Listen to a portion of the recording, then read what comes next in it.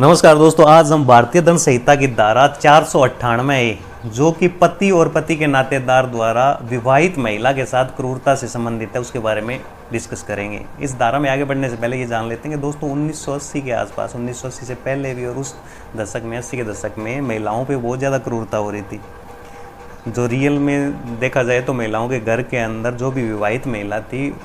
उसके साथ इतनी ज़्यादा क्रूरता हो रही थी, उसके अलग अलग आंदोलन भी हुए इसको लेके, जब जाके इसमें परिवर्तन किया गया। भारतीय दंड संहिता में 498 जोड़ी गई जो कि जो भी विवाहित महिला है उसके साथ पति या पति के नातेदार द्वारा, पति या पति का जो भी नातेदार है उसके द्वारा कोई दहेज की मांग के संबंध में क्रूरता या उसको शारीरिक या मानसिक रूप से तंग परेशान करना, उसके संबंध में क्रूरता संबंधी ये धारा जोड़ेगी और जिसमें सज़ा क्या की, 3 साल तक की सज़ा की। जो मजिस्ट्रेट पे डिपेंड करता है, फर्स्ट क्लास मजिस्ट्रेट ट्रायल करेगा जो कि 3 साल तक, 1 साल भी दे सकता है। जो मामले की प्रकृति कैसी है उस आधार पे डिपेंड करेगा कि कितनी सज़ा देनी है कितनी नहीं। लेकिन आज के दौर में देखा जाए, आज 2020 में सब उल्टा हो गया है। आज महिलाओं से पुरुष पीड़ित है पहले, क्योंकि अब इतने दिन के बाद, क्योंकि ये मैं नहीं कह रहा, ये सुप्रीम कोर्ट खुद कह रही है। सुप्रीम कोर्ट ने अपने जो एक जजमेंट में 498 एक ये केस था, क्योंकि आजकल जो केस हो रहे हैं पति और पति के नातेदार पर महिलाएं झूठे केस लगा रही है। लगभग 85% केस झूठे हो रहे हैं। वो इसलिए हो रहे हैं क्योंकि दोनों जो भी पति पत्नी हैं उनकी आपस में नहीं जमती है, उसके बाद जो भी दहेज की जो मांग का झूठा केस उस पर लगा दिया जाता है ताकि आगे उनको टॉर्चर किया जा सके, पति और पति के नातेदार को, उनसे एक मोटी रकम इसकी एवज में ली जा सके। इस तरह इसको सुप्रीम कोर्ट ने वैधानिक, सुशील कुमार के केस में वैधानिक आतंकवाद की संज्ञा दी है। और अरनेश कुमार में भी सुप्रीम कोर्ट ने, माननीय उच्चतम न्यायालय ने इस बात को बिल्कुल बाकायदा उठाया है कि जो कि आज तक पुलिस को भी ये निर्देश दिए गए, जो ये दहेज के मामले होते हैं 498 से रिलेटेड मामले होते हैं, इनमें कि आपको सीधी गिरफ्तारी नहीं करनी चाहिए। आपको बिल बाकायदा ऑटोमेटिक अरेस्ट नहीं कि पति के नातेदार के विरुद्ध दहेज का मामला दर्ज हो गया तो आप उसमें अरेस्ट कर लो, कि उसमें कि आपको बाकायदा कि CRPC के 41A में नोटिस दो, नोटिस की पालना करो और उनको बुलाओ। अगर वो नोटिस की पालना में उपस्थित हो रहे हैं, पुलिस का जांच में सहयोग कर रहे हैं तो उनको गिरफ्तार ना करें। और इस मामले में, ऐसे मामले में पति और पति के नातेदार को कोर्ट से जमानत मिल जाती है, इनको जेल में भी नहीं रहना पड़ता है। यह अरनेश कुमार की गाइडलाइन के बाद 498A को काफ़ी लिबरल बना दिया। इसमें ऐसा अब नहीं है कि आपको जेल में रहना पड़ेगा, ये रहना पड़ेगा। तो इसलिए आप अगर 41 से मतलब अनुसंधान में आप सहयोग कर रहे हो तो आपको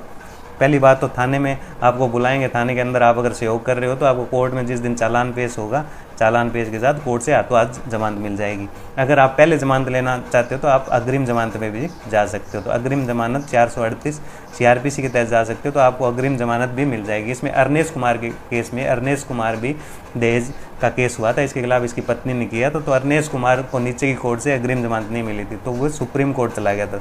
तो सुप्रीम कोर्ट ने ये निर्देशित किया था कि 41, पहले तो पुलिस को निर्देश दिए थे कि भी बाकायदा जो भी केस है आप 7 वर्ष तक के मामलों में सीधी ऑटोमेटिक अरेस्ट मत करो, ज्ञान गए और अरेस्ट कर लिया। 7 वर्ष तक का जो भी मामला है, चाहे दहेज का हो अन्यथा कोई भी मामला हो, उसमें आप बाकायदा जिस व्यक्ति के विरुद्ध केस हुआ है उसको नोटिस दीजिए। नोटिस के पालना में अगर वो हाजिर हो रहा है तो उसको अरेस्ट मत कीजिए, जबकि उसको पाबंद कर दीजिए कि जिस दिन वो चालान पेश करेंगे उस दिन वो कोर्ट में पेश हो जाए। और कोर्ट में भी ये निर्देशित किया कि इन मामलों में जमानत ले लेनी चाहिए 7 वर्ष तक के मामलों में, क्योंकि 7 वर्ष तक के मामले जो भी हैं ज़्यादा गंभीर नहीं होते। जैसे ज़्यादातर ये जैसे दहेज के मामले हो गए, 420 का मामला हो गया, तो इनमें ये निर्देशित किया गया है कोर्ट को और पुलिस को भी। अगर पुलिस को प्रॉपर, अगर वो गिरफ्तार कर रही है, अगर गिरफ्तार जरूरी समझती है वो कर सकती है, लेकिन उसको एक चेकलिस्ट मेंटेन करनी पड़ेगी। उसमें गिरफ्तारी के रीज़न बताने पड़ेंगे, किसकी भी भागने की संभावना है, जो भी अभियुक्त है भागने की संभावना है, या फिर वो पुलिस को सहयोग नहीं कर रहा जांच में, या वो 41A के नोटिस की पालना में उपस्थित नहीं हो रहा है, उसको नोटिस दिया, बार बार बुला रहे हैं, वो नहीं है, वो गायब हो जाता है, नोटिस ही नहीं ले रहा, तो ये पूरा रीज़न रिकॉर्ड करके गिरफ्तार। अगर वो पुलिस ऐसा नहीं करती है तो पुलिस के खिलाफ विभागीय कार्रवाई हो सकती है। और जिसको भी पुलिस ने गिरफ्तार किया है, जिस व्यक्ति को इन केस के आधार पे 498 या 420 के केस के आधार पे, उसको कोर्ट तुरंत रिलीज करने के लिए बाउंड है, मतलब छोड़ने के लिए बाध्य, कोर्ट को छोड़ना ही पड़ेगा अगर वो चेकलिस्ट में मतलब सही डिटेल नहीं भरता है या 41A के नोटिस की पुलिस पालना नहीं करती है, और पुलिस के विरुद्ध विभागीय कार्रवाई भी हो सकती है। और दूसरी बात, अगर कोर्ट ऐसा नहीं करती है चेकलिस्ट को प्रॉपर नहीं देखती, 41 एक नोटिस में कमी है फिर भी उसको नहीं छोड़ रही है, तो कोर्ट के विरुद्ध भी हाई कोर्ट में कंटेम्प्ट की कार्रवाई चल सकती है और विभागीय कार्रवाई हो सकती है। और दूसरी बात, इनके खिलाफ भी हाई कोर्ट में पुलिस वाले जो इसमें इन्वॉल्व हैं, जिसने चेकलिस्ट को सही रूप से मेंटेन नहीं की है, उसके खिलाफ भी हाई कोर्ट में अवमानना की कार्रवाई हो सकती है, ध्यान रखना। और माननीय उच्चतम न्यायालय ने सुप्रीम कोर्ट में इसमें एक और इम्पोर्टेंट बात की है कि आपके विरुद्ध 498 का केस आपकी पत्नी ने आपके विरुद्ध और आपके नातेदारों के विरुद्ध, मतलब आपके सगे संबंधियों के विरुद्ध, पति और पति के नातेदार के विरुद्ध केस कर दिया। और केस के बाद कोर्ट में आपका विचारण चला, कोर्ट के सामने मामला गया और कोर्ट ने आपको बरी कर दिया, यानी कि दोष मुक्त कर दिया। तो इसके आधार पर सुप्रीम कोर्ट ने स्पष्ट रूप से कहा हुआ है कि आप तलाक के लिए अप्लाई कर सकते हो, क्योंकि